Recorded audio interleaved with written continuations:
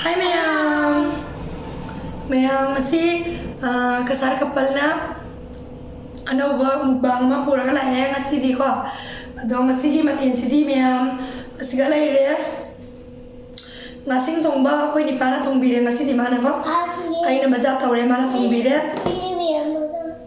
ado gi magi segala ire Mayang ado gi di ko segala ire hawai tongba ko Mayang koi gi kari ai hawai marudo ali badi pangi mo siga ko do sok tawra kara thongne je leire adegidi ano badi pangde ko Mayang adegi se leire Mayang ko na bagida padigom kara se fulgobi kara adegi amepi kara adegi achar le jare Mayang aina fulgobi se ai hana saram de ko ado cha do akogi damai kapi gi magi mubang ne ko mana cha do ro kai nam tang di test tau ge ne ko tau madam na jam hauram me Mayang adegi ai pura haina re hojikti ado hojik chajar ge chan bisa kare se tapirong ge ma tapirong ge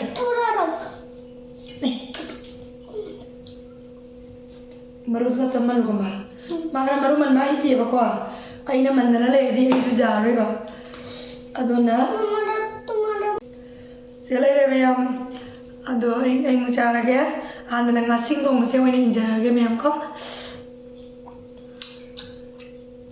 ko ne tebul se ka tang mi hom cha ba ne tang pikta na ba do oi re ba ko ado chara kani ko ina mam na ko idi tra burgi ne masu channel pa do mar hai re bai gona ko idi ko family chara wai na ina ma chara kani tang pikta na ba sina ne ko mi hom pam ba do makha da cha ba do kenda oi ba ko do gi tor kani ado han be se Mayang injara ma ge sigale ne ado cha ba hu jara ga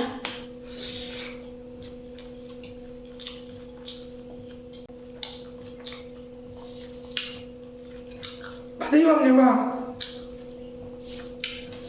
mai nanta banina inyang na haptre ba makona ni dong aduna Mayang mai tonga na dum ko chare ko Mayang mai na de ba hauri wingi ya hauri ba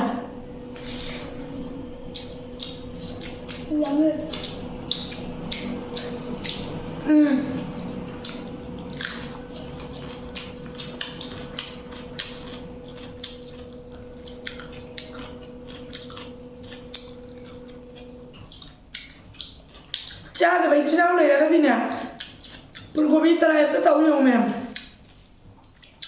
moro sarap na mi laga jam ha bodo wei ko ado ni Mayang jam ha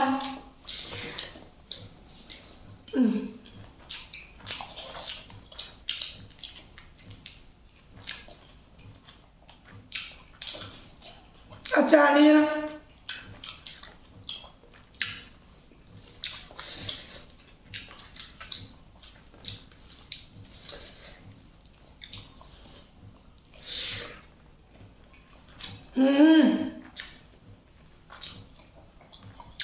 ayam jadi pasal naik na Mayang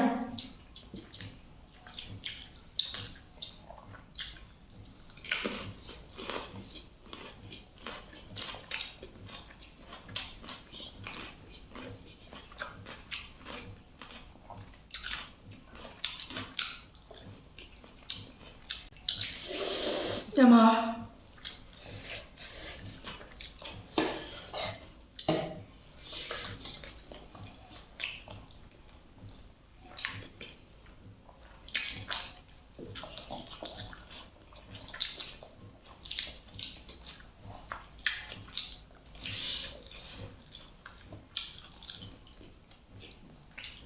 दो हाथ से मत करो ना मैं नहीं दो यूं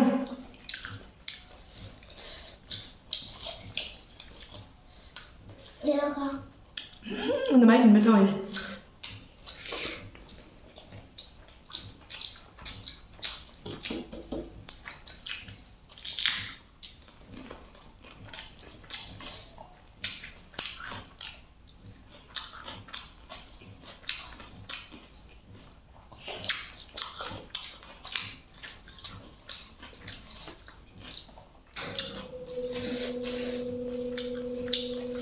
ahora hawai mu top ke ma'am hawai maru do ali ba do ku kar kam do ga ne sa ka ta al mai to mani jam hawai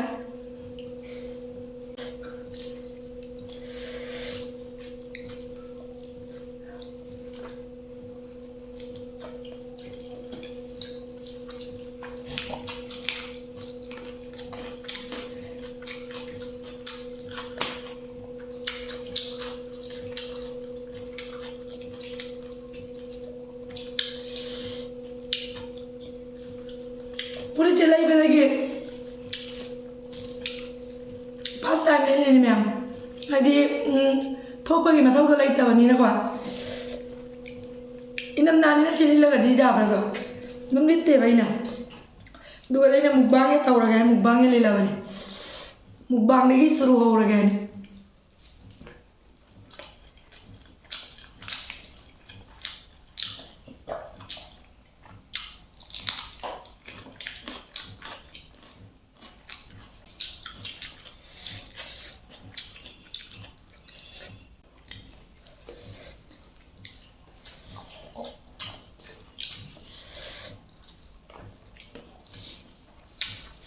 Mami अभी ये वाला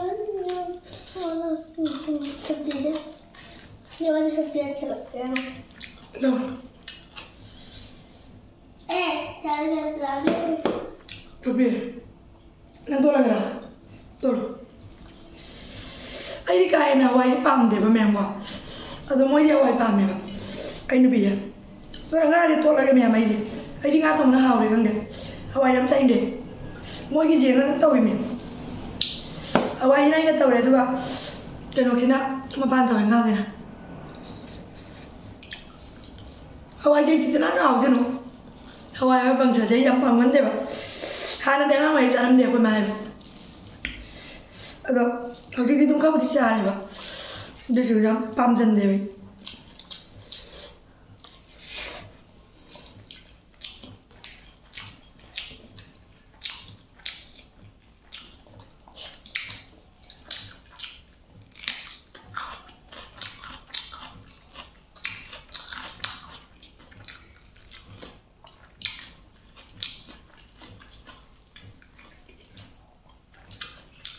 ay chắc ra bên đi cái là đang nó làm điều của mẹ đúng ngoài nó chỉ biểu mẹ nó xí nữa nhà mẹ nó bắt bóc cha bây giờ con nhớ tao vậy ta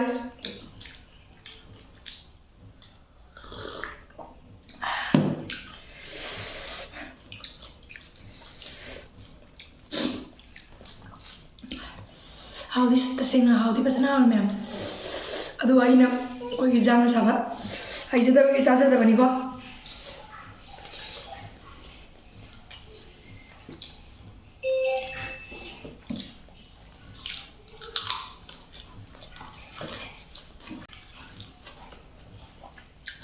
mat gira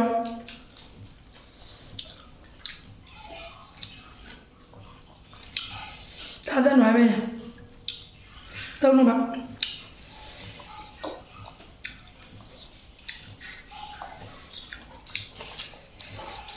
gusto buồn ngao cái gì batu cha sampai ngomong nè baby buồn anh mau là qua ngoài bạn cái số đó đi baby mà tin xuống lên lép tem gusto buồn aku boleh mana cái đấy guys tại nào lo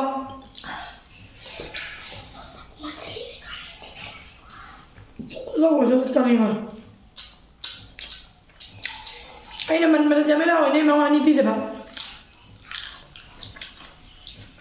ไม่รู้มันรู้มันไม่ได้นี่มันเบียร์ปะแล้วที่มาคุณเราก็มันจะได้ไม่กันไหมGanun yung mapagaan ni Pisala ka no. Sab gira dia na. Jangan mu madu dia bawa. Mu bang tau kan tau ramai jadi mani bibi ba. Atau di mana memang tau tak ada jadi. Ini mukbang yang menjadikan ini.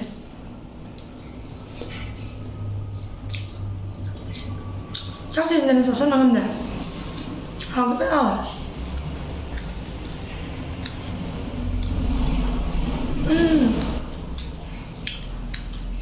Đi bóng cầu đi mềm chưa?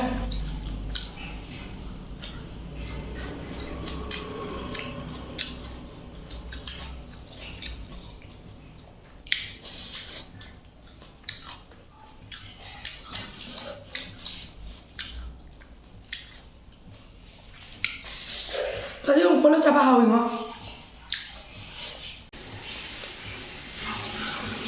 Video sudah jaga makanannya pak.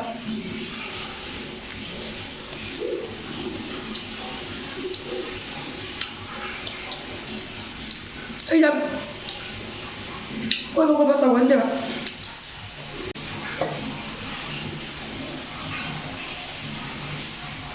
Halo. Maru ni jangan berbicara ini sih no.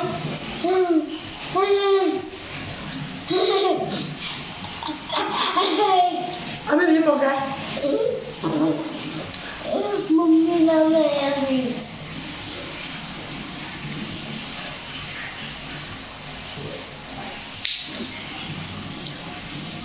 Ngâm. Lebu ni mixer ni apa lebu kalau iba? Lebu apa? Awalnya ni apa? Buat. Lembu main apa tu? Lembu tu kata orang ni. मेरी mummy क्या कर रहा है? ठंडी लगती है। Bayam, ini kau mukbang ni na di sana ni. Jam ni wala angin, kau tu kan ni bayam kau. Tuh, cakai, lucu ni. Aduh ni bayam kau. Kerana jangkang mana? Kerana jangkang mana? Jadi kan lauk ni kau semaina mukbang tu pasal pun ni jangkang je lepas kau. Bayam noi ini ni kau isi noi jatuh tu ini kau bayam. Sana ini mesti kau tu kau ni bayam mana? Noi mana bagi upaya lagi terima. Tanggal ini kan ikan binu bayam. Maka ada apa darah cai boy. Karena saya doktor nak bayar. Noi jatuh tu ini bayam. Noi mana noi lah kan? Noi raja kan deh bah. Ini ngau je bayi sana noi bela. Hari kan noi bayam. Itu na noi bah dia kata kau kau ini kayaknya. Kadi noi bah mana? Ayah kangen pak. Tukang supai lete pak. Noi ni supai lete pak. Bayam orang zaman tengah ngadi jening noi pak. Upai lete pak. Noi di meja ni pak ko. Do upai lete pak. Do na mayam na sum bet kamen pibinu pak. Hawi, aina sage. Hawi. Ada ऐसे कौन बोलता है? ऐसे कौन बोलता है? सबको एक जगह में खाएंगे तो अच्छा नहीं ना, इसलिए थोड़ा हंसने के लिए।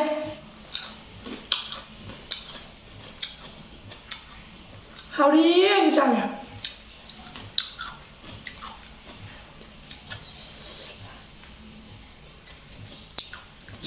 Wah kangen roy. Jadi kalau mana neraka saadi kana jening duri kiba, hai ma. Aduh ni ba, aina ne. Ngang je miam. Kopi dah dia, mau kerja. Baru kan bagi cara biwar ya. Aduh na miam. Ai kan ngara bane ba. Mukbang tahu di kara was petak. Thag lima. Ngangge ai. Mayam taning dari kamen nabi ro koi petak ngang ni. Awe. Opcara. क्या बोल रही है? Ay jak, jam sasan mangam deba. अरे ऐसे कौन बोलता है? Ano kan ni udah. Ko bisa hau dia hau le pokok juga. Jam mana ibu tu reda.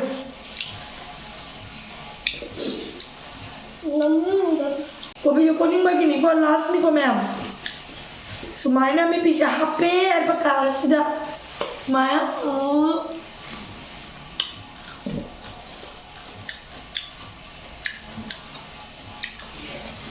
Wow. Aina kwade siapa ngamda coba. Kaino aira ketika meyam morok. Morok ti ngamda aina. Pamda bahasa saubri tu mana bawa dua. Sekali saubri lagi ya. Sabti na mami saubri tu mak. Do morok si tiba sup na bagi siapa ngamda. Sidra tu morok siapa? अच्छा तो खा ले बोला Cara pina nuksi na pini ba. अबे ऐसे कौन बोलता है हाँ अमरूद देंगे तो नहीं बोलेगा क्या? बोलना पड़ रहा है। गाइस को भी पता चलना है। Bisa lanjut ngomong itu. Aduh, sahabat di luar jare, मैंने कहा बहु tadi caki lem jare, masuk lem jare, aku ni cak keralik nasa coba itu. मछली Tinggal lem jare, meyam lem jare. मेरा भी Kau bini tu luar siapa kau betul kau? Hawaii dia jam yang caning dia, bapa dia Hawaii cakap kau. Aduh, luar dia, ising nampak tak kaya, aduh kau luar senjaga video se, obar acting malah kan jadi orang meyam, obar acting malah jening dia kan dia ada kanu. Nang itu kata angel le matang na dumaingan binu ay na ay bidong meyam. Aduh di matang na ikara anay dumaingan sige ba? Ay ikara binu ay na ba ini ba?